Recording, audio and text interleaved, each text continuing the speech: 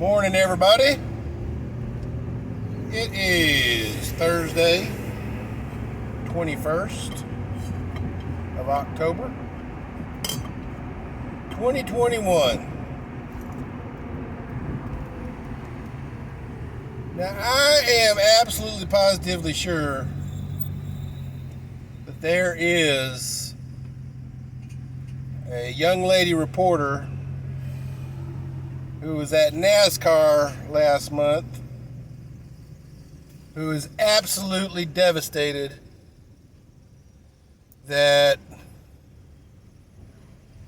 her misinterpretation of a chant going on in the background while she was interviewing a NASCAR racer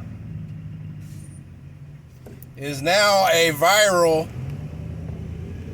slogan against the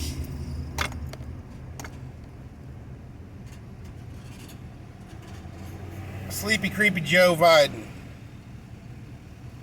Let's go Brandon, guys. It's popping up everywhere. There's a song on, I think it's Spotify, that's going platinum. People are making ringtones out of it. TikTok has a dance challenge with it. Ladies and gentlemen of the jury,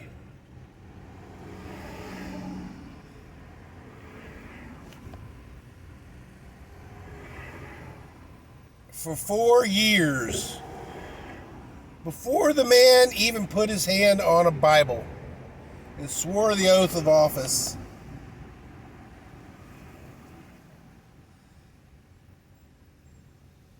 the establishment was against Donald Trump.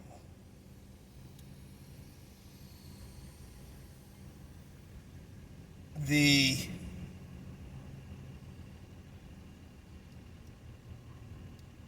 establishment wanted to label him a racist. Yet he's married to a immigrant from Latin America.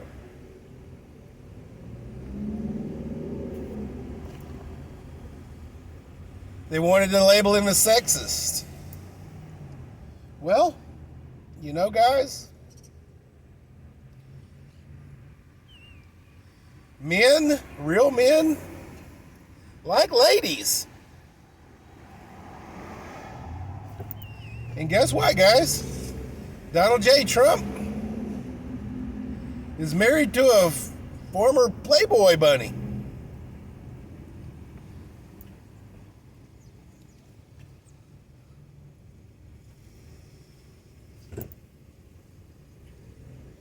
The establishment tried to label him as mean, vicious,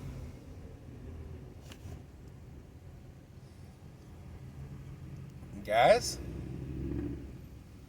Real men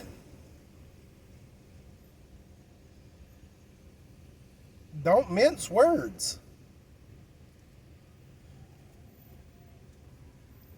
I actually believe the man had a lot of restraint.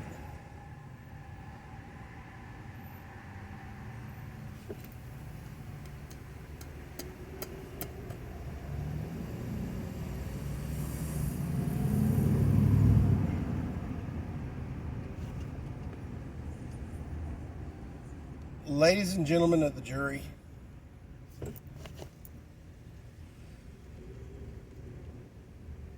if y'all do not remember,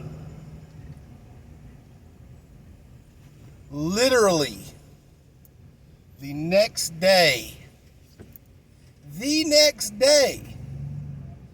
after the election results were tallied, and it was assumed that Sleepy Creepy Joe was the winner, Literally the next day, gas prices went up.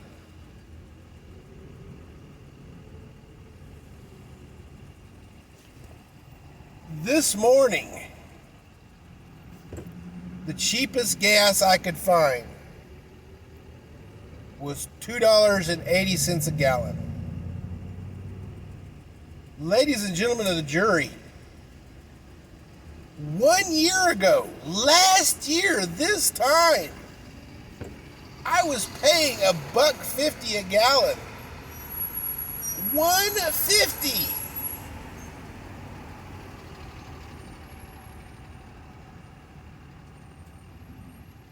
It's like the energy industry,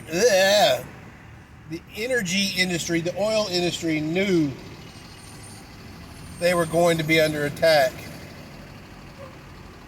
by this presidency.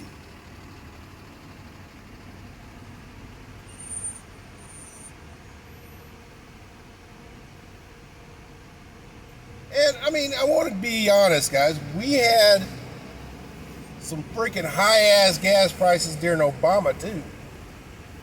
So I don't want to just put it all in lap. But literally, guys, the moment Donald J. got into presidency, gas prices went down like a rock, guys.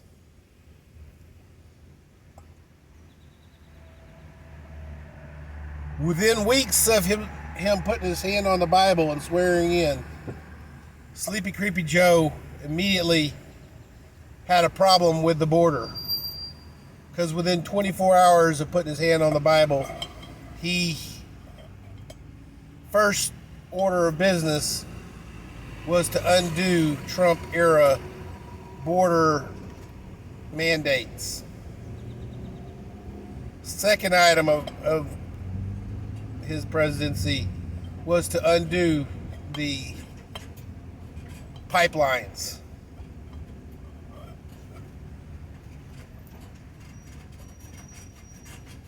The Keystone Pipeline.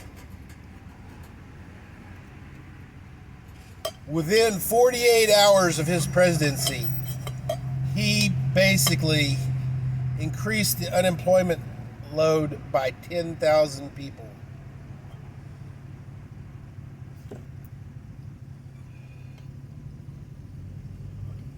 He stopped the border wall. Didn't stop the contract, guys. Y'all don't know this. But literally, the contracts that were signed by the government for that wall, that money is still going out. The cease and desist order just stops the work. Those companies are still getting paid.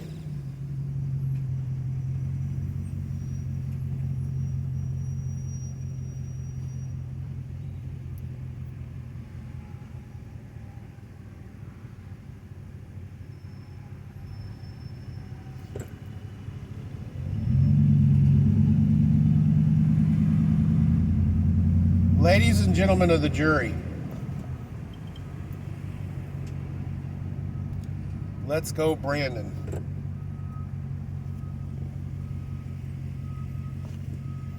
We the people are pissed.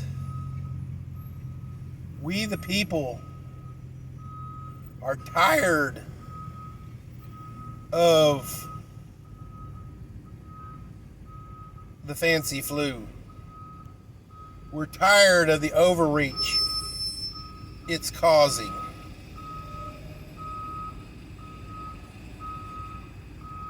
The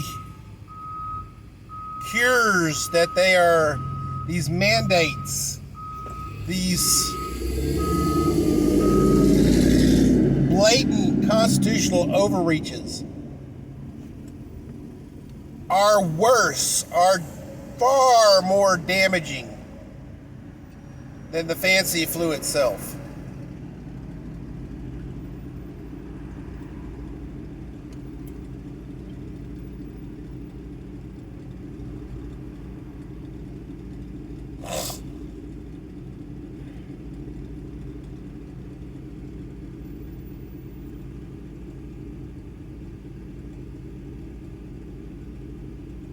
Texas,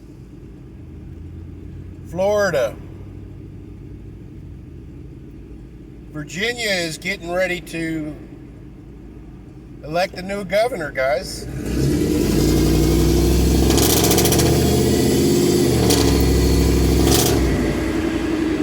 And it is scaring the shit out of the D's.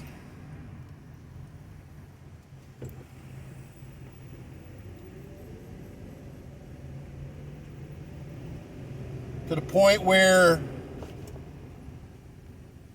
Do Nothing Kamala is sending a message to 300 black churches in Virginia. If that's not a racial slap in the face, holy fuck. But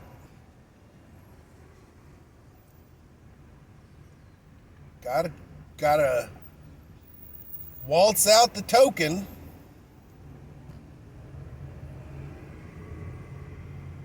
We're not racist.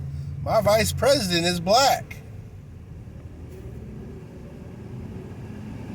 Your vice president is half white.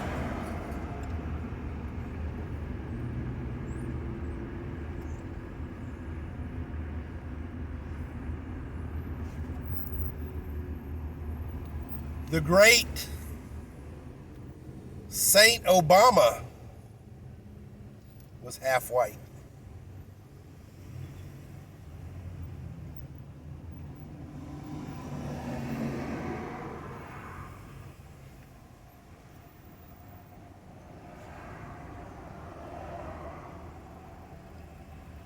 Ladies and gentlemen,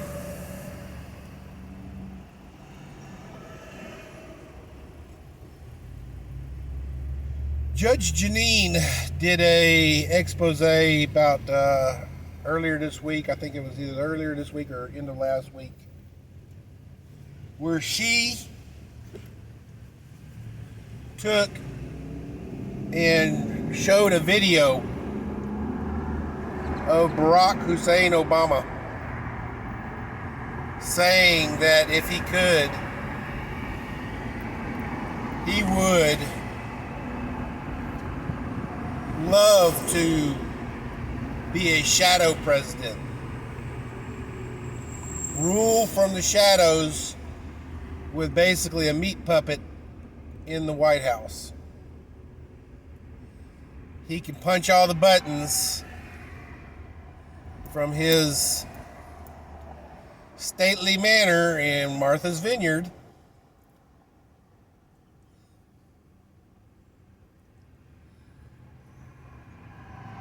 and rule from the shadows.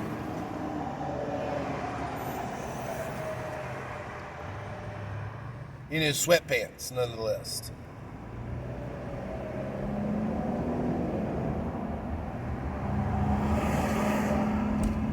Ladies and gentlemen, with his approval ratings in the 30s, which most political analysts will actually say is a death number, there is no hope for him to come back from a 30% approval rating. Which tells me, guys, that 30% of the polled numbers are probably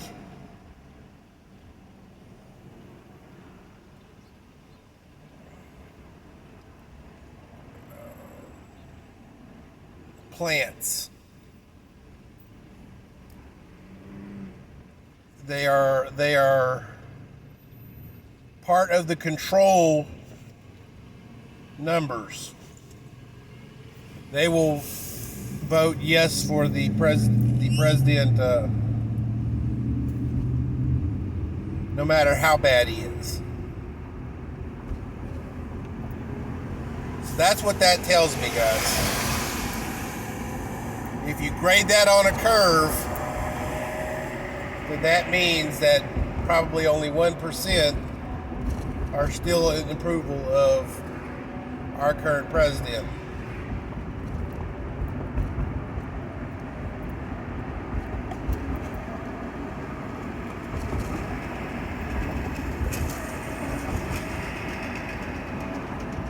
Unfortunately, guys, what's going to come? We're going to probably find out. The Arizona election audit is probably going to show a lot more than they want it to show as far as voter fraud. Unfortunately, those results are probably not going to come out until it's entirely too late.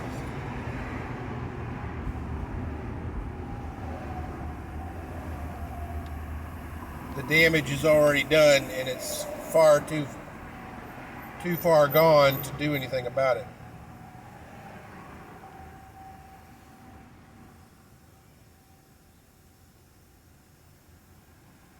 Ladies and gentlemen of the jury,